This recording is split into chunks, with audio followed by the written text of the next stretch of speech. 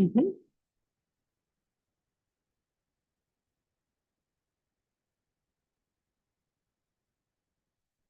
I'll call the meeting for the Finance Committee of June 12th to order. Welcome, everybody. Today, we will start with announcements and correspondence. We just got the correspondence that Charles is not able to make it today. He was pulled away, and he will be joining our July meeting. Anything else? No. Okay, so next up is citizens' concerns. No. Okay. All right, and so into our new business. This is an exciting day for us. We have two people interviewing for the Finance Committee, which has been running fairly slim. We had four members up until recently. We had a long time Budget and Finance Committee member retire, and so we wish him well in his retirement and are looking forward to bringing on some new members. Charles Bame Aldridge is another member of ours. He is a CPA and a teacher, a professor. He is unable to make it today. And then we have Julie Ekdom, retired, right? Or semi-retired, retired actuary. And then myself is the chair and city manager of Yachats. And then generally always attending is Neil Morphus, our city clerk, and our certified municipal clerk recorder, Kimmy Jackson. She just got her official designation today, so we're applauding her and congratulating her, or yesterday, excuse me. And so we will go ahead and start with the first interview, and that is going to be for you, Lisa. So come on forward to the hot seat. So far.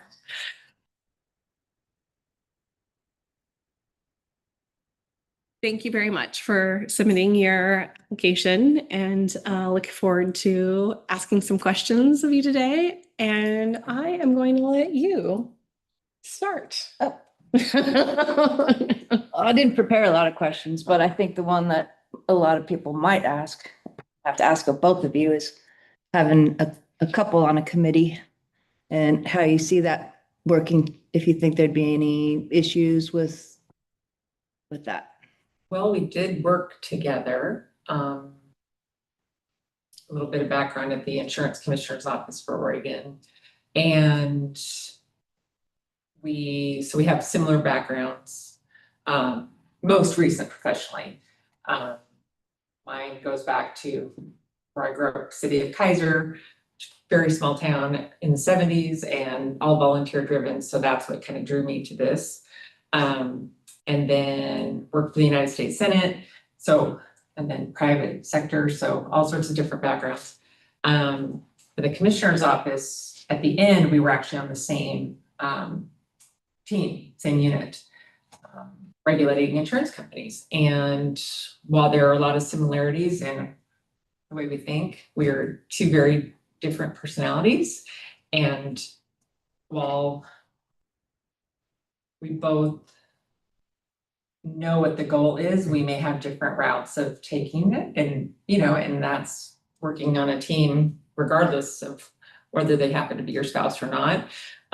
Everybody may have a different way of attacking it, looking for resolution to a certain issue. So for me, I've always it's an independent thing, and we have our strengths, and I can type 90 words a minute, and I'm the computer and a little less on the other. So we complement one another, but we're very different in the way we,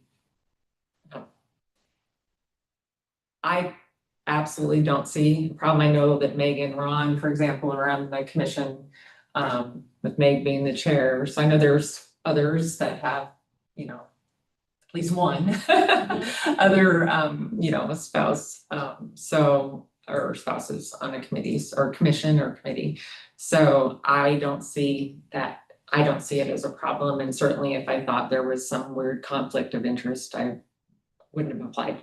Right. Well, Julie just jumped right into the tough question. To the meat of it.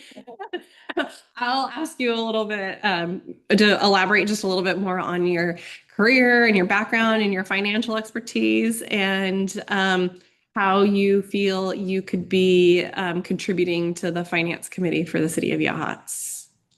Well, background, again,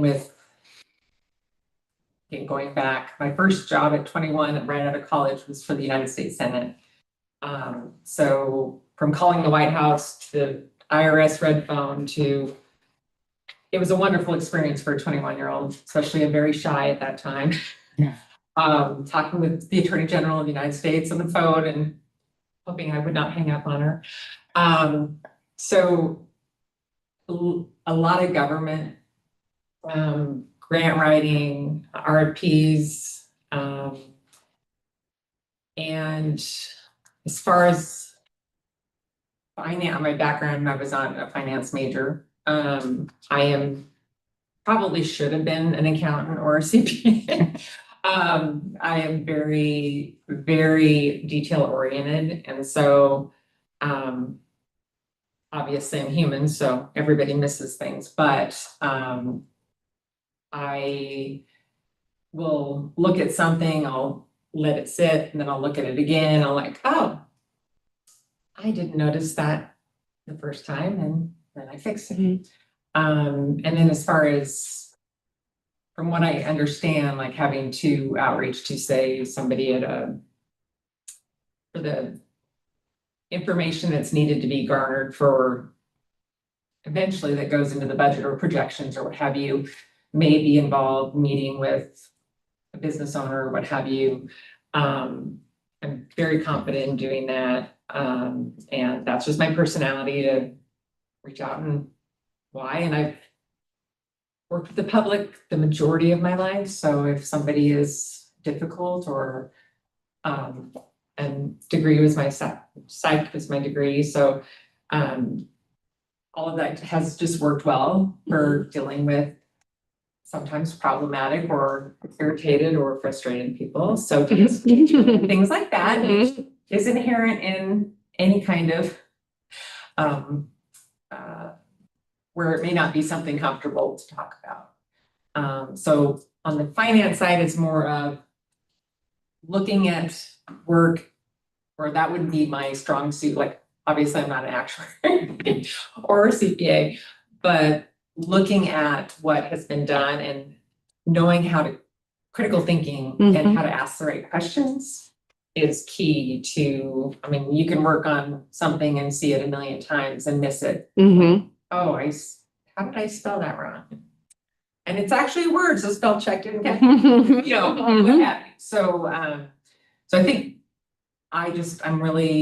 we've lived here now 4.5 years almost, and worked, no longer working 50-hour weeks. And then we had a project that was basically a full-time job for the first year.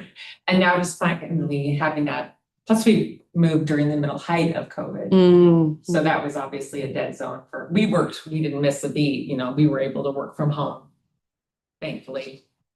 But I hope I answered. Yeah. Have you been enjoying your time here in the community? Yeah, now that I can get out of the house. We were here, I think it was almost a year, and a coworker friend, really close friend, said, "How's the beach?" I said, "We haven't been." She goes, "Get to the beach." And I said, "Okay," we did. And but just a lot of work. And then working from home, there's a lot of that blurring, between I'd be on the laptop still at 7, and my husband would say, "Dinner's done, quit." So, boy, I don't miss that. That amount of is a lot, but did a lot of being on the other side on the interview panels. Did quite a bit of that, but not just for our team, but we work collaboratively with our attorneys and multiple other units. So, so comfortable with that. And again, RFPs, That's always fun. I did enjoy that because it was a departure from everyday stuff that beating up insurance companies and so forth. So yeah. Yeah. So you guys both beat up insurance companies? Yeah. Right. To the other candidate, but that is one of his catchphrases. But yeah, that was always fun to, again, critical thinking to me is just where how to, I mean, we had attorneys who thought just because yes, you may know a lot about, and then, of course, depending on if they specialized or what have you, an estate attorney is not gonna generally know, and insurance is very complex. Mhm. So it's not intuitive whatsoever, and so, I enjoyed solving a problem, companies out of compliance, or an agent, as I was an agent for many years. And grew up in the insurance realm, worked all through college at a large insurer's regional office. Was reading the explanation of benefits at 17. It's probably not a normal thing for health, in the health insurance section of the company, or for the employees. So, in what was then personnel, HR now. So yeah, just kind of a diverse background, and I think it's kind of culminated in all these different little skills that Mhm. that I believe would be helpful, and from the research I've done on what the finance committee's work is and mission. So a couple of the different times in explaining your background and your careers and how they're all melding together, teamwork and collaboration, I was hearing a lot of. Can you share a couple of the strategies that you find effective in teamwork and in building relationships and fostering that work together? I think a lot of it is trying to figure out where someone's perspective is coming from before you can really know. Like, okay, everybody has a different background and different views, and as humans, we all do, of course. And finding the common ground, but also realizing that, okay, when we're not in agreement, or maybe okay, how are you seeing this? Mhm. And going, okay, well, I'm reading the Oregon, revised statute this way, or I'm reading the administrative rule this way. Okay. Oh, well, some can be read both ways, and that's when we would then collaborate with our attorneys, and Mhm. of course you can get three, and they all have separate opinions. It's So amazing how that happens. Huh? The same line. How many different ways that can get read? yeah, Mhm. it's like it's the commas place that changes things, or the and. I mean, so again, just it was joke. Yes, I worked for when I went to law school, but I didn't go to law school. But kind of joke like playing an attorney. So we did, when I'm on the phone with general counsel at Liberty Mutual and talking to them about their upcoming fine and their, action. Was that pleasant? No. And it depended on counsel. Sometimes they were all folksy. Oh, hi, I represent blah, blah, blah insurance company. Oh, I see you're in Oregon. Yeah. So am I. I just, contracted out, So yeah, for me, I have worked with such all different backgrounds and all different levels of education, which I have to always, like working with the public, like I would change my perspective based on what I would hear, listen for their, if they said, I seen it, for example, I'm like, okay, I'm just deducing, and then I would bring my manner of speaking and change it in a way so I knew that they were understanding. So a lot of cues, looking for cues of people, reading people's faces. And so I've always been I'm not the one that wants to be the leader. That is not my personality whatsoever. I want to be, okay, these are my tasks that I've been given. I want to work them. That's what my duty is. Mhm. And if I don't know, or I'm not afraid to say, hey, I don't understand this exactly, can you help me explain and then move forward? Mhm. So Very it's just good. served me well. And in your varying different roles, have you had to do much long-term forecasting, revenue forecasting, or long-term planning for financial stability? Not,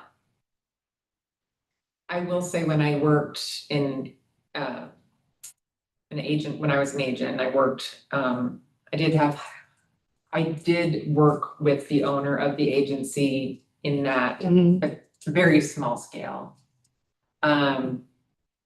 This is where, okay, we really need to bring on another team member, but how can we justify that? Are there other ways that we can fill that hole Mhm. without taking too big of a hit Yeah. financially? Yeah. So absolutely not on a large scale, but. But the critical thinking that goes along with it, I'm hearing, it connects to what you were saying earlier, which is Yeah. great. My final question, do you have another question, Julie, that you'd like to pop in there? Okay.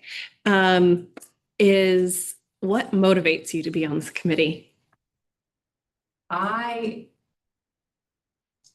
have volunteered since I was 12, the city of Kaiser that I grew up in, which is Keizer for the non-Oregonians. Oh, I was totally thinking Kaiser here. Yeah. But it wasn't incorporated until I was almost a teenager. And so it was so dependent on volunteers. And so even as, a 12-year-old, I was volunteering at the Little League fields because that's hardcore softball. All the way like to different volunteering at my only child's school, and publishing the kids would make books and I would type and they'd write it out, we publish them together. And, when I had an opportunity for a little bit to work part-time, I wanted to fill that and then work with the little kindergartners, were just adorable. But I've always had that, but unfortunately, when we first got here and we were acclimating and it was again COVID, there was just no way with the 50, it wasn't logistically. And we wanted to get to know the community. I did. And slowly I'm building, new relationships and so on, is now that our projects are kind of dying down, it's a spirit, like my dad always volunteered, always, always, always. It just has been instilled in me, and so I want to find a way to give back. And this was something that there's a need, and I think I have the skill set to contribute. Yeah. Yeah. So that's kind of organically happened, I guess. So to speak. Any other questions for me? Come on with another digger in there. Ask her to name the capital of every state. And I don't have any. Well, thank you very much for submitting your application. And we only have the two of us here, but so we can formally vote to submit her application to city council I guess we could probably even get it onto the agenda for this next meeting. No, you just posted it. You didn't post it? Yeah. We can maybe get it into the June, but it's pretty full. add it? Is that okay? It's a pretty full meeting. Yeah, maybe we should push it to the July meeting. It'd be good to have them on though for the RFP. Yeah. thing. Yeah, You can do an RFP for the new auditor. we can wait till August for that though too. Okay. Summer.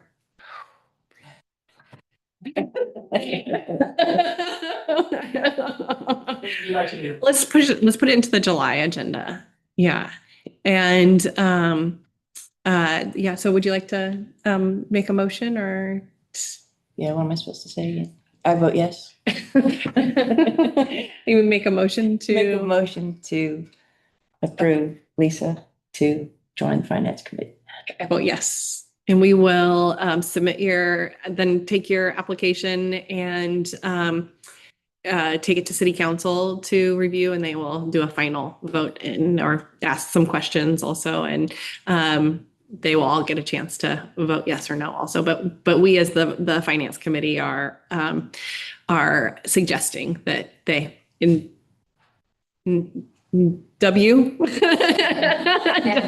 the committee members. Oh, we need to be Yes. present? They'll have questions. Yeah, they'll have questions to ask me during that time. It's just a couple questions, not. Do you know the date? I'm just. It'll be the third Wednesday of July at 1 p.m.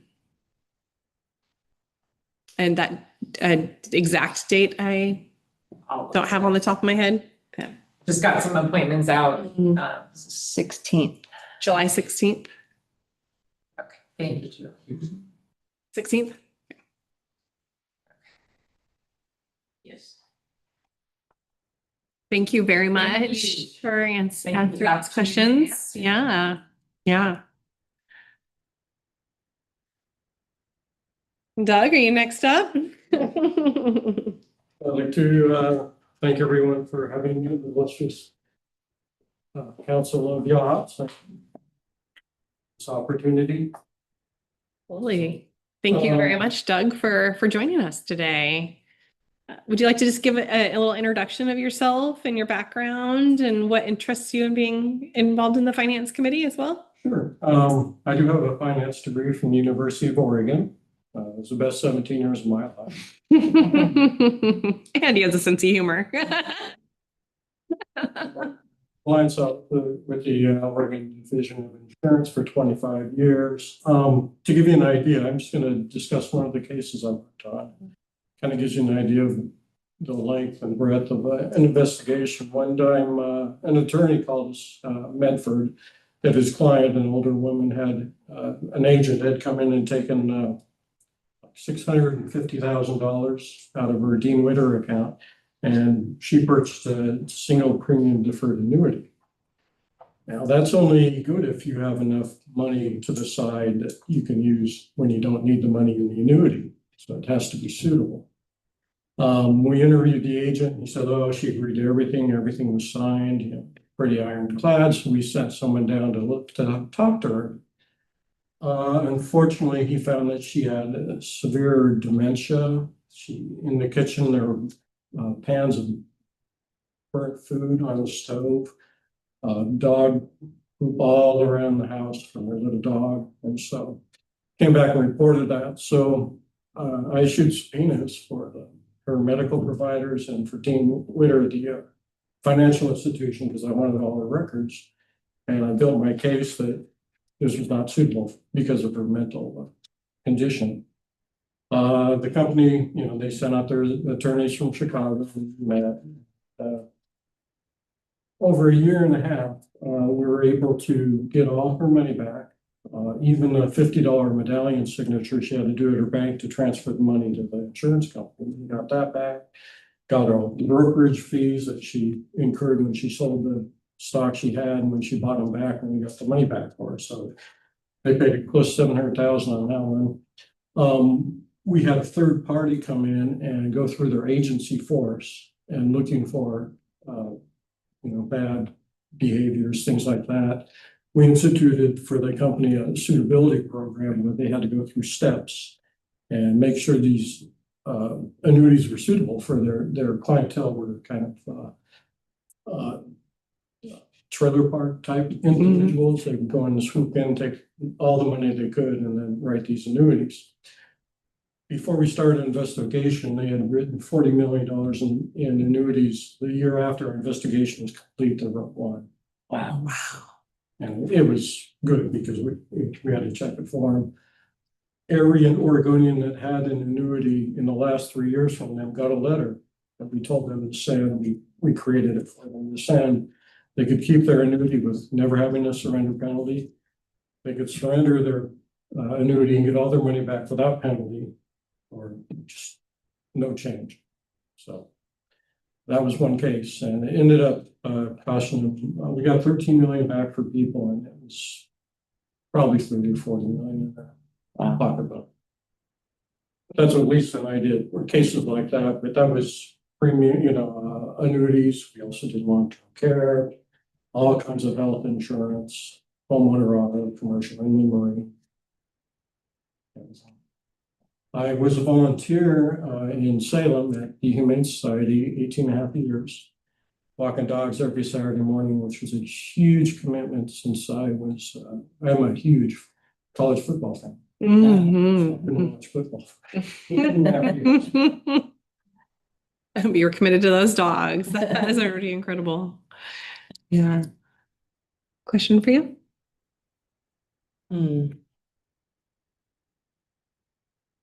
It's hard for me because I already know what they do. I work with so many insurance regulators. I have a pretty good idea of what their skill set is and their backgrounds. And I think, I don't know if I'm supposed to talk for them, but there's going to be a lot of help that they'd be able to give us with interviewing auditors.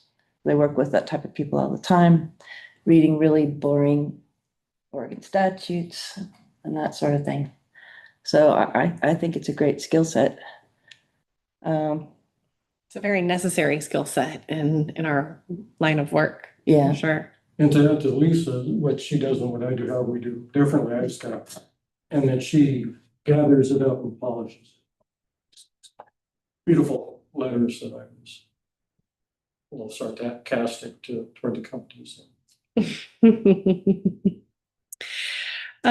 So it sounds like from your experience, I hear that financial accountability and transparency is really a huge priority. And I'd like for you to kind of tell me a little bit more about that. Well, you had asked Lisa about my financial planning and forecasting, and I retired and she resigned at the same time. I left the company because we were here teleworking and just went into civilian life, and I was able to plan the whole time, and she won't be eligible for Medicare for another 12 years or something like that. So her health insurance is $1,300 a month for the next 12 years, and it'll go a lot higher. So I was able to forecast and get everything set up, so that's not a bother. Good. It's a big deal. I know. And how about your approach to collaborating? Listen and try to find out where people are coming from and just talk out a viewpoint and understand where we could have collaboration, where we have differences, where we can work together and how we work together. Just it's a process. And how about a time? Can you describe a time where you had to make a difficult financial decision?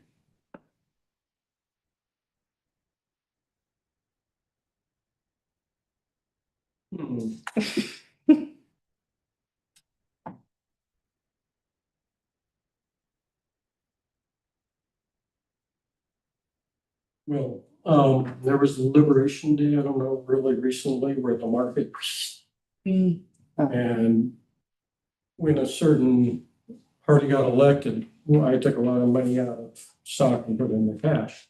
And Liberation Day happened, and I wanted to jump back in.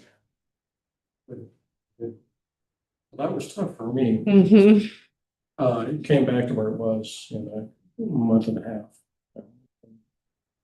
Easy money, but Yeah. I didn't do it. Yeah. And again, I want to ask you the same question that I asked Lisa earlier. What motivates you to be on the committee for the Finance Committee of the City of Yachats? Well, we have neighbors to the west of us that are uber uber volunteers. And every day, I'm sure they're out doing something in the community, and that's very nice to see. I just wanted to help. I might do more once I get my yard, you know. All right. I think they both sound like great candidates for the commission with their insurance and regulation and government experience, financial experience. So would you like to make a motion? A motion to approve Doug to join the finance committee. And I vote yes.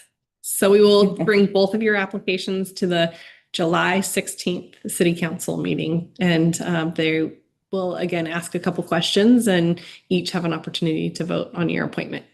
Thank you very much. Yes, thank you. I appreciate your time.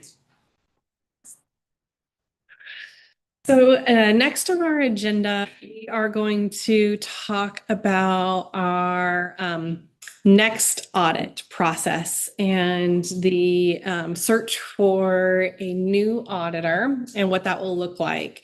And I'd like to establish kind of a timeline and a process that we will put in place to follow, just to keep us on a good path forward, so we are able to hopefully get somebody both interviewed and hired by the time we need to start working on our 2024, 2025 fiscal audit. Stay on track.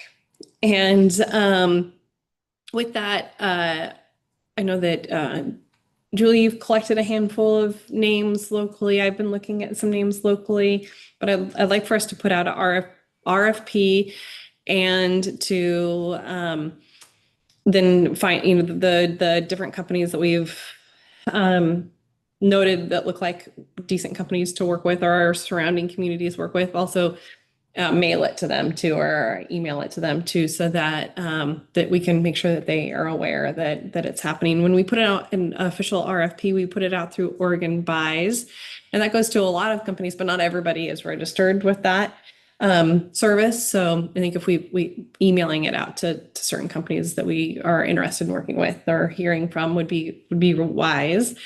So I'm thinking that since we are bringing the two new members on in July, their first meeting with us will be in August. So we hold our finance committee meetings the first week of the month, generally.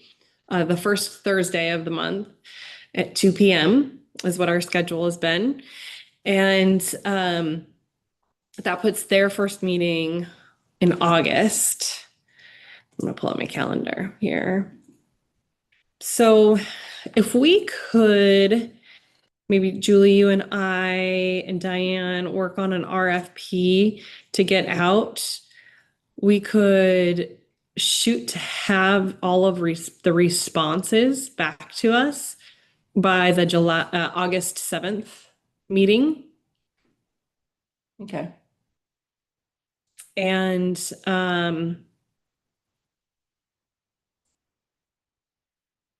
then hopefully we can interview all of us together by that on that August 7th meeting. We can have gone through them. So maybe have them due towards the end of July. So everybody has a chance to review them, and then we can talk about what we liked and we didn't like and maybe come up with our score them and come up with our top 3 to interview. And we can set interviews up in September, so we can talk about it in August, and then do actual interviews in September. And we did have a RFP we had put together last year when we were thinking we were going to need to go out for another auditor. Good. So we can look at that as kind of our starting point and see what we need to add to it, and if there's anything we want to add. And then so we would want to have time for all of us to read all of the applications that come through before our August 7th meeting. So maybe we'll want to have them due July 24th. So that means we would probably want to get our RFP finalized like by the 26th. Yeah, I should give them 30 days. Okay. Maybe by the 24th, 3rd, we could try to have it submitted and ready to go by the 23rd. Does that give, I think that would give us enough time since we already have a rough draft. Yeah, it should.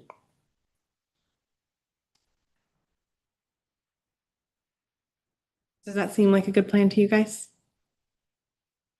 Start off with doing some auditor interviews? Okay. Perfect. And I did include kind of late onto the agenda packet, the audited financials for the year of 2024.